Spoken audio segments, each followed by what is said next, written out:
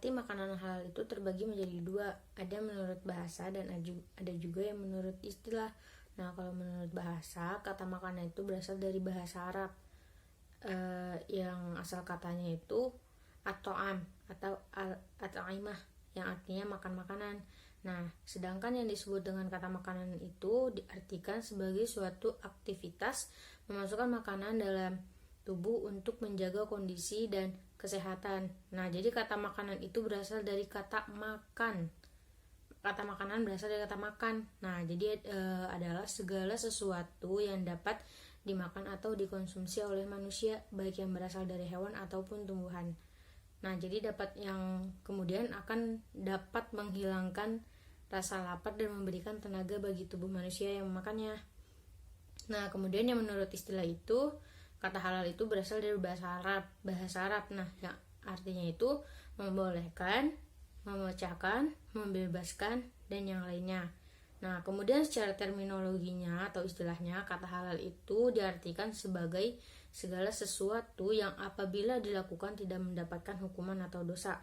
Nah, jadi dengan kata lain, halal itu dapat diartikan juga sebagai perbuatan atau segala sesuatu yang diperbolehkan dalam syariat agama Islam. Nah, kemudian jadi makanan halal itu dapat diartikan sebagai segala sesuatu makanan yang dapat dikonsumsi oleh manusia dan diperbolehkan dalam syariat Islam. Nah, di dalam Al-Quran itu Allah memberikan petunjuk tentang makanan halal dan syarat-syarat makanan yang halal. Nah, kemudian kata makan disebutkan dalam Al-Quran oleh Allah itu sebanyak 109 kali. Sedangkan kata makanlah yang merupakan kata kerja itu disebutkan dalam Al-Quran itu sebanyak 27 kali. Nah, yang kemudian bagaimana hukum dengan makanan halal? Nah, jadi hukum makanan halal itu pada dasarnya segala sesuatu yang diciptakan oleh Allah bagi manusia adalah mubah atau dibolehkan. Nah, atau dengan kata lain bahwa sesuatu makanan pada dasarnya itu adalah halal sampai ada dalil yang menyebutkan bahwa makanan tersebut haram hukumnya untuk dikonsumsi. Nah, kemudian di sini ada pada Allah berfirman pada surat Al-Baqarah ayat 29 yang berbunyi Bismillah A'udzubillahi minasyaitonirrajim. Bismillahirrahmanirrahim. Huwallazi khalaqalakum ma fil ardi jami'an tsumma stawa ila samai fasawwahunna sab'a samawat wa huwa bikulli syai'in alim. Nah, yang artinya dialah Allah yang menciptakan segala apa yang ada di bumi untukmu, kemudian dia menuju ke langit, lalu dia menyempurnakan menjadi 7 langit, dan dia maha mengetahui segala sesuatu. Al-Baqarah 29.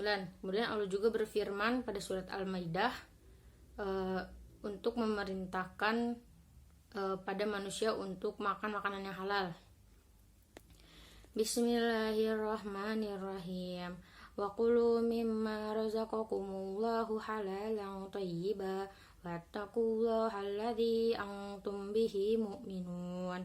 Nah, yang artinya, dan makanlah dari apa yang telah diberikan oleh Allah kepadamu sebagai rezeki yang halal dan baik, dan bertakwalah kepada Allah yang kamu beriman kepadanya. Quran surat Al-Maidah ayat 88. Nah, yang selanjutnya itu ada macam-macam makanan halal. Nah, jadi makanan halal itu bermacam-macam ya, dan ada yang harus dipenuhi agar makanannya itu layak dikatakan sebagai makanan halal. Nah, yang pertama itu halal zatnya. Nah, jadi hal yang pertama itu harus diperhatikan dalam penentuan kehalalan suatu makanan.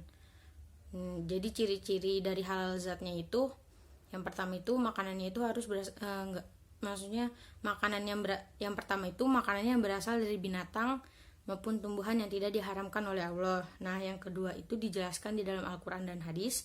Yang kedua itu bermanfaat bagi pertumbuhan kesehatan manusia.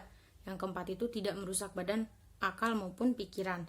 Yang terakhir itu tidak kotor, najis, dan tidak menjijikan. Nah, kemudian macam-macam makanan halal yang kedua itu ada halal cara memperolehnya. Nah, jadi pada dasarnya itu semua makanan adalah halal. Dan apabila zatnya halal, maka makanan dapat menjadi haram, tergantung bagaimana cara memperolehnya. Nah, maksud dari cara memperolehnya itu bagaimana kita cara mendapatkannya, ataukah dengan cara mencuri, korupsi, atau yang lainnya. Nah, kemudian yang ketiga itu dari macam-macam makanan itu halal cara memprosesnya.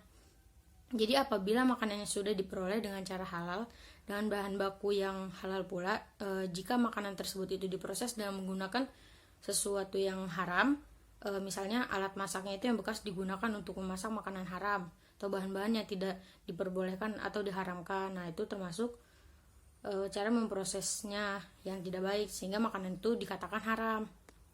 Nah, yang keempat itu halal cara menyajikan, mengantarkan serta menyimpannya. Nah, terus bagaimana membiasakan mengonsumsi makanan halal? Nah, yang pertama, membeli bahan makanan dari tempat yang terpercaya atau sudah terjamin menjual bahan makanan yang halal. Nah, yang kedua itu, apabila membeli daging, hendaknya membeli di tempat orang muslim. Nah, tapi jika terpaksa membeli di orang non-muslim, dipastikan daging tersebut diperoleh dan disembelih secara syariat Islam. Nah, yang ketiga itu, mendapatkan makanan dengan yang diperoleh dengan cara yang benar. Nah, yang kemudian itu ada hikmah mengkonsumsi makanan halal. Nah, yang pertama itu mendapatkan kesehatan hati dan jasmani. Yang kedua itu mendapatkan supaya doanya dikabulkan oleh Allah. Yang ketiga dijauhkan dari siksa api neraka. Terus makanan yang halal itu menumbuhkan perbuatan yang baik. Nah, kemudian di sini ada pengertian tentang makanan yang haram. Nah, jadi makanan haram itu makanan atau suatu benda yang haram dikonsumsi oleh manusia, terutama umat Islam, dan apabila tetap mengkonsumsinya maka ia berdosa. Nah, kemudian ada macam-macam makanan haram. Nah, yang pertama haram aini. Nah, maksud dari haram aini itu hukum asal dari makanan itu sendiri memang sudah diharamkan, ditinjau dari sifat bendanya seperti daging babi, darah, dan bangkai. Nah, kemudian yang kedua itu ada haram sababi. Nah, maksudnya dari hukum haram sababi ini tuh asal makanan itu sendiri adalah halal, akan tetapi dia berubah menjadi haram karena adanya sebab yang menjadi haramnya makanan gitu. Terus kemudian tuh menjauhi makanan haram. Nah, jadi bagaimana cara menjauhinya dan agar dapat terhindar makanan yang diharamkan? Jadi kita itu yang pertama, tanamkan di dalam diri sikap tidak suka terhadap makanan yang diharamkan. Nah, kemudian hendaknya dipahami betul macam-macam makanan yang diharamkan oleh Allah itu seperti apa. Nah, yang ketiga itu jika terdapat keraguan terhadap makanan tersebut, tanyakanlah kepada ulama terdekat atau orang yang memang benar-benar paham tentang agama. Nah, yang keempat itu bersikap hati-hati terhadap makanan yang telah diolah atau dalam kemasan. Nah, yang kelima itu tanamkan keyakinan di dalam diri bahwa makan sesuatu yang haram akan merusak dan membahayakan jiwa kita. Nah, yang terakhir itu menjauhi pergaulan yang mengarahkan pada makanan yang haram. Nah, kemudian ada akibat mengkonsumsi makanan haram. Nah, yang pertama itu makanan haram itu akan merusak kesehatan karena makanannya itu tidak bergizi kan. Nah, terus yang kedua itu doanya tidak dikabulkan oleh Allah. Kemudian merusak amal-amal solih. Amal apapun yang telah kita berbuat karena kita telah memakan sesuatu yang haram, maka amal-amal solih itu pun akan hilang. Kemudian hina dan rendah. Jadi mengkonsumsi makanan haram itu akan menjadikan hina dan rendah di diri karena dia itu hidup di atas kezaliman terhadap orang lain, memakan harta mereka dan merampas hak-hak mereka. Nah, yang kemudian yang kelima itu menyebabkan keturunannya rusak. Nah, yakni makanan haram yang dikonsumsi seorang untuk dirinya dan keluarganya akan menyebabkan keturunannya menjadi rusak agama dan akhlaknya. Seperti itu. Nah, terus hikmah menghindari makanan haram. Nah, yang pertama itu makanan yang memabukkan itu diharamkan karena di dalamnya mengandung zat etanol atau metanol yang bersifat racun sehingga membahayakan kesehatan manusia, terutama merusak jaringan otak dan saraf. Nah, yang kedua itu diharamkannya babi karena di dalamnya mengandung cacing pita yang dapat tumbuh dalam lambung manusia dan akan merusak alat pencernaan. Nah, yang keempat diharamkan bangkai karena bangkai tersebut kemungkinan mengandung mikroba atau baksil yang akan meracuni dan merusak tubuh manusia.